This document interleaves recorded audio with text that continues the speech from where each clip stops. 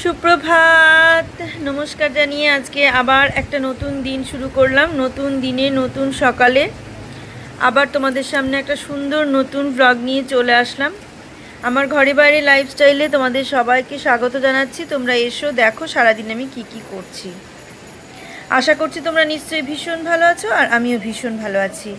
আচ্ছা, এই যে ব্লগটা দেখছো এটা রবিবারের ব্লগ। রবিবারের সকাল থেকে একদম সকাল থেকে সন্ধে পর্যন্ত আমি তোমাদের দিয়ে দিয়েছি যা করেছি। আর এখন যেটা দেখছো সেটা হচ্ছে রবিবারের সকালেরই ভিডিও। এটা রবিবারের সকালেই যে ঝমঝম করে বৃষ্টি হচ্ছিল, সেই বৃষ্টি আমি অনেকটা মানে শ্যুট করেছিলাম, ভিডিও করেছিলাম, যেটা খানিকটা আমি আগের ব্লগে দিয়েছি। আর এখনকার ব্লগে মানে সন্ধেবেলায় যে এটা আমি করছি সেই ব্লগটায় খানিকটা দিলাম। তা সন্ধেবেলায় তোমরা দেখতে পাবে যে আমি যা করেছি সেটা সন্ধ্যের থেকে রাত পর্যন্ত সেটুকুই তোমাদের সঙ্গে শেয়ার করেছি।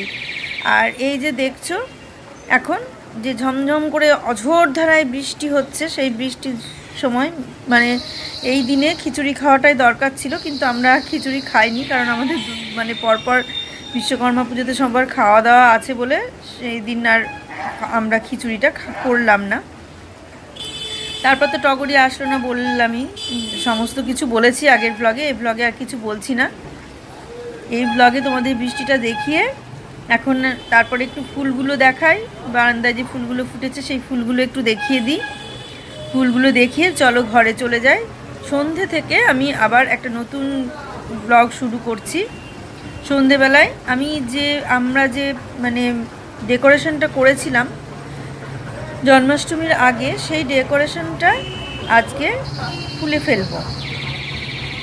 তা এখন মানে সন্ধেবেলাতেই এটা খুলে ফেলবো ভেবেছিলাম। সারাদিনে অনেক কিছু করব, কিন্তু কিছুই তো করা হলো না। সবই শুনলে, সবই জানলে যে কেন করা হলো না। তা আগে একটা একটা করে শুরু করি। আগে ডেকোরেশনটা খুলি, তারপরে ওখান থেকে আমার রাধাকৃষ্ণকে সরাই, তারপর আলমারিটা খোলার ব্যবস্থা করে নিয়ে তারপরে আমি বাসন গুছিয়ে সেগুলো আলমারিতে রাখবো। তা আলমারি খোলার ব্যবস্থা না করলে তো আর দেওয়া যাবে না, মানে বাসনগুলো রাখা যাবে না।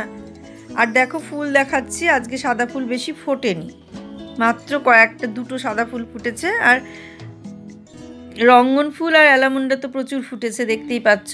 আবার একটা নতুন ব্লগ শুরু করলাম, এই সন্ধে থেকেই শুরু করলাম, সন্ধে দিয়ে ব্লগটা শেষ করলাম। আর এখন আবার একটা নতুন ব্লগ শুরু করলাম, সেটা হচ্ছে এই রাধাকৃষ্ণ আমি এখান থেকে এখন সরিয়ে যেখানে ওর জায়গা ছিল ওনাদের সেখানে রাখবো। আর এগুলো সমস্ত খোলা হবে।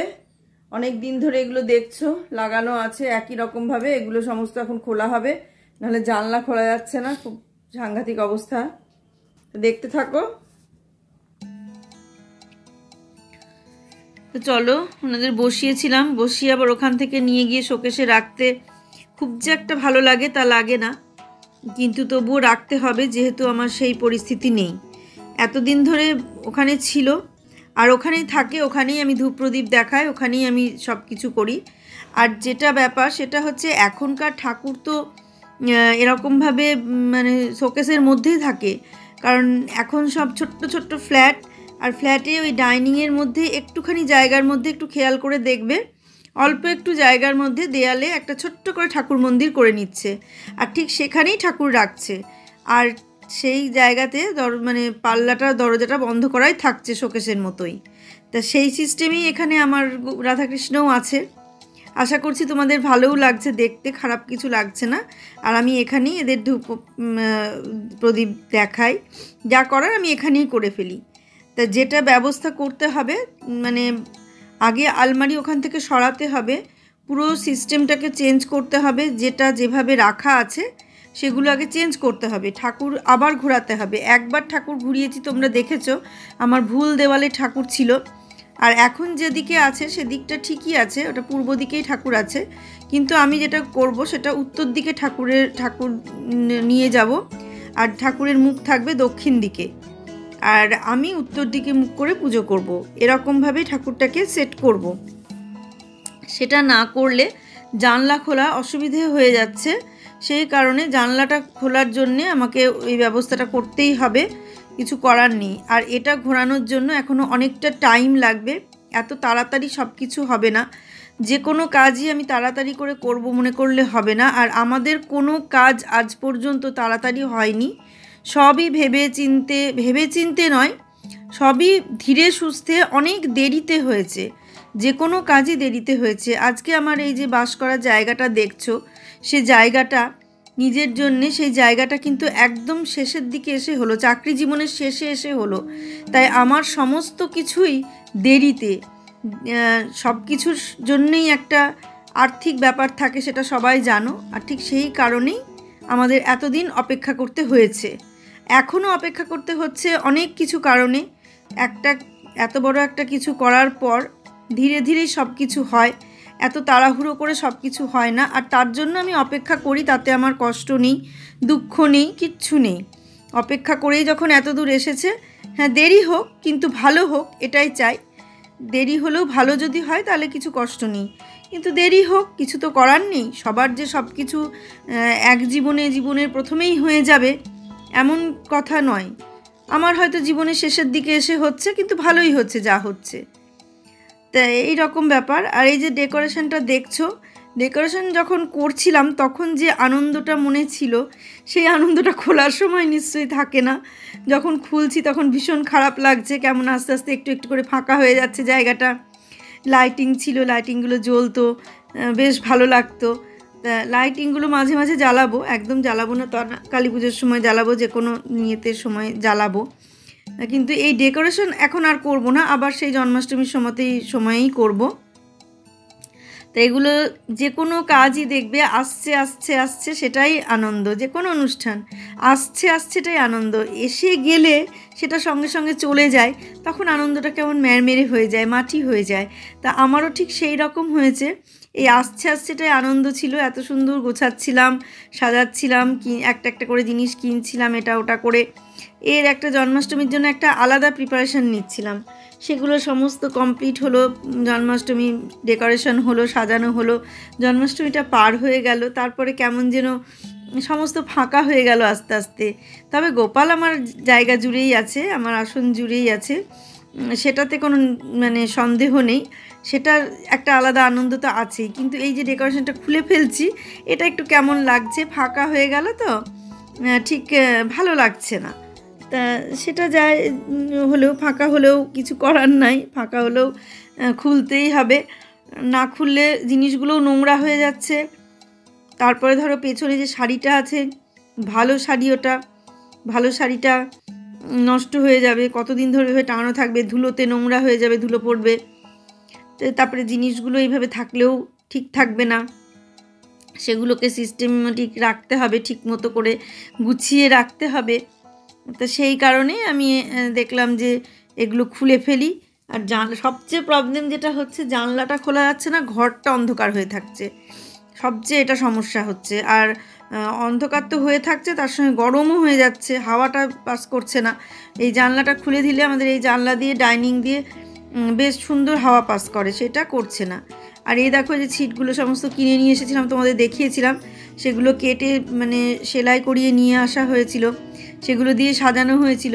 সেই ছিটগুলো আবার ঠিক মতো গুছিয়ে রাখি, আবার কখন কোন জায়গায় কিভাবে কাজে লাগে, তো সেই কারণে সেগুলো আবার ভাঁজ করে রাখবো।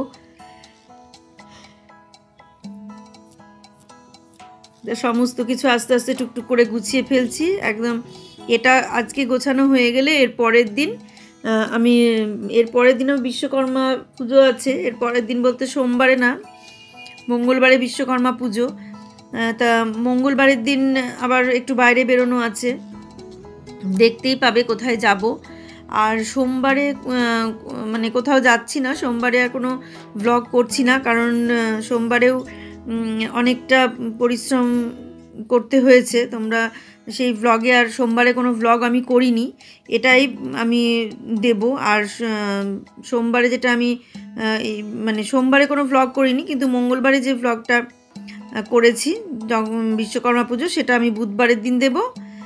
আর এই রবিবারে যেটা ব্লগ, রবিবারে যে দু জায়গায় করলাম, দুবার করলাম, সেই দুটো ভিডিও দুবারে দিয়ে দেব।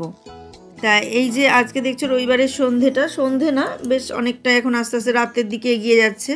এগুলো সারা হয়ে যাওয়ার পর তারপরে খাওয়া দাওয়া হবে আমাদের। সেই জন্য এগুলো আগে গুছিয়ে নিই, তারপরে খাওয়া দাওয়ার দিকে যাব। তো খুব তাড়াতাড়ি এগুলো, এই রোলটা রাখাই ছিল, সেই কারণে রোলের ভেতরে এগুলো রেখে দিলাম। আর বেশিক্ষণ কিছু করব না, এগুলো গুছিয়ে নিয়ে তারপর ঝাড় দিয়ে, আর এটা পুরোটা যদি তোমাদের সেভাবে দেখাতে যায় তাহলে অনেকটা বড় হয়ে যাবে। এগুলো জায়গা মতো রেখে দেব।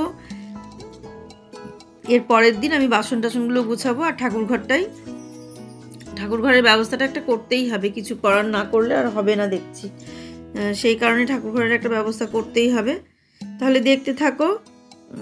আর এই যে ফুলগুলো দেখো, এগুলো সব প্যাকেটে করে, এগুলো ভাবছি খাটের বক্সের মধ্যে রাখবো, তাছাড়া রাখার আমার জায়গা নেই। মানে এই যখন নিয়ে এসে রেখেছি, তখন সাজিয়েছি তখন একরকম ছিল, এরপর এগুলো খাটের বক্সের ভেতরেই রাখতে হবে। তাছাড়া বাইরে রাখলে পরে ধুলোও পড়বে, আর রাখার জায়গাও সেভাবে নেই। আর ঠাকুরঘর তো গোছানো এখনও, মানে গোছানো বলতে ঠাকুরঘরটা যে সাজাবো সেই সাজানোটা হয়নি, সেটা তোমরা দেখতেই পাবে কবে সাজাবো, কিভাবে সাজাবো। তো দেখো সব কিছু এগুলো করে নিয়ে ঘরটাকে ঝাঁট দিয়ে পরিষ্কার করে নিচ্ছি। আর আজকের মতো আমি ব্লগটা এখানেই শেষ করব। তোমরা সবাই ভালো থেকো, সুস্থ থেকো, সাবধানে থেকো, আর সামনের দিন একটা সুন্দর নতুন ব্লগ দেখার অপেক্ষায় থাকো। আর আমার পাশে এইভাবে থাকো, আমাকে একটু এইভাবে সাপোর্ট করো, সবাই দেখো, একটু সাবস্ক্রাইব করে দিও প্লিজ, তোমাদের কাছে অনুরোধ, তোমরা সাবস্ক্রাইব করে দিও আর পুরো ব্লগ দেখো। আজকের মতো আসছি তাহলে।